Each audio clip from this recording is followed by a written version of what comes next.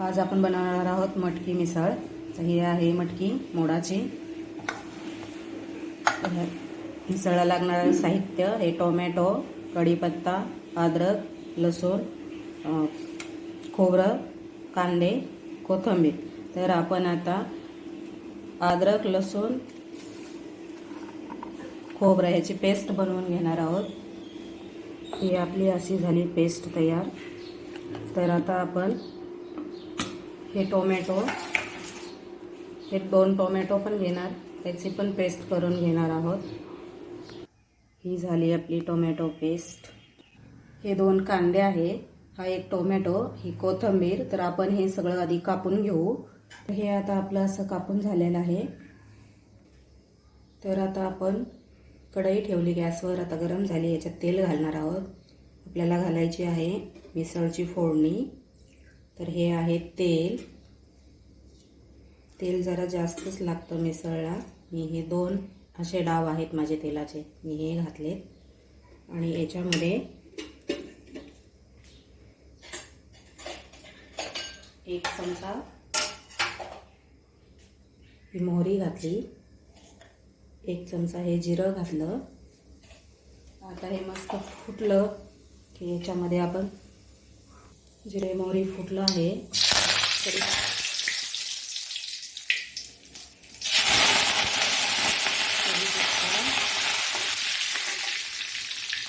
घालणार आहोत कांदा।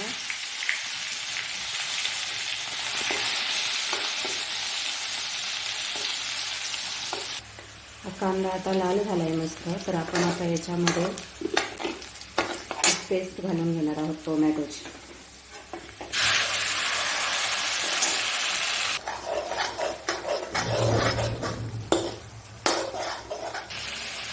आता हे कांदा आणि टोमॅटो पेस्ट होती ते मस्त आता याला तेल सुटलंय। तर आता याच्यात आपण हा वाटण घालून घेऊ।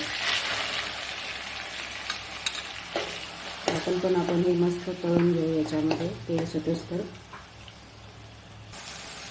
हे आता आपलं वाटण असं तळलं गेलंय, मस्त तेल सुटलंय। तर आता आपण हे सगळं मिक्स करून घेऊ व्यवस्थित असं। आणि हे एक साईडला सरकून घेऊ असं।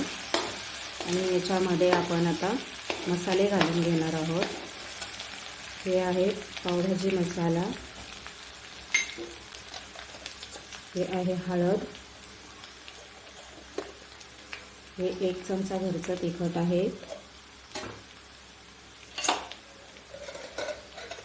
आणि हे मोठा चमचा आहे काश्मीरी मिरची।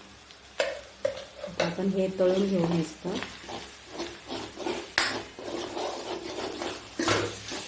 हे सगळं एकत्र करून 2 मिनिटं तळून घेऊ आपण, म्हणजे मसाल्याला पण हे मिरची तिखट वगैरे असं ते लागून जातं। याच्यातच आपण आता घालणार आहोत थोडंसं मीठ, हे आहे मीठ। आणि तोपर्यंत आपण हे मसाला थोडासा तळूस तर आपण ह्या दुसऱ्या शेगडीवर हे पाणी गरम करायला ठेवणार आहोत।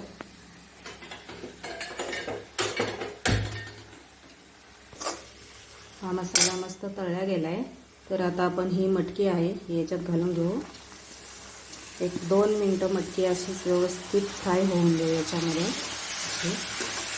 मस्त तळून घेऊ याच्यात। आता हे मिक्स झाले मस्त। तर आता आपण याच्यामध्ये गरम पाणी घालून घेणार आहोत। हे आहे गरम पाणी, गरम पाणीच घालायचं म्हणजे भाजीला चव येते। थंड पाण्याने चव जाते। ही आहे आता आपल्याला जेवढं पाहिजे तेवढं आपण याच्यात पाणी घालू शकतो। आता ही मटकी आपली अशी झाली तयार। मिसळ एकदम कमी गॅसवर ठेवायची म्हणजे मस्त तरी येते। तर याच्यात आपण मस्त हिरवीगार कोथिंबीर भरपूर अशी घालून घेऊ। तर हे झाली आहे आपली मटकी मिसळ अशी तयार। आवडली असेल तर नक्कीच लाईक, शेअर आणि सबस्क्राईब करायला विसरू नका।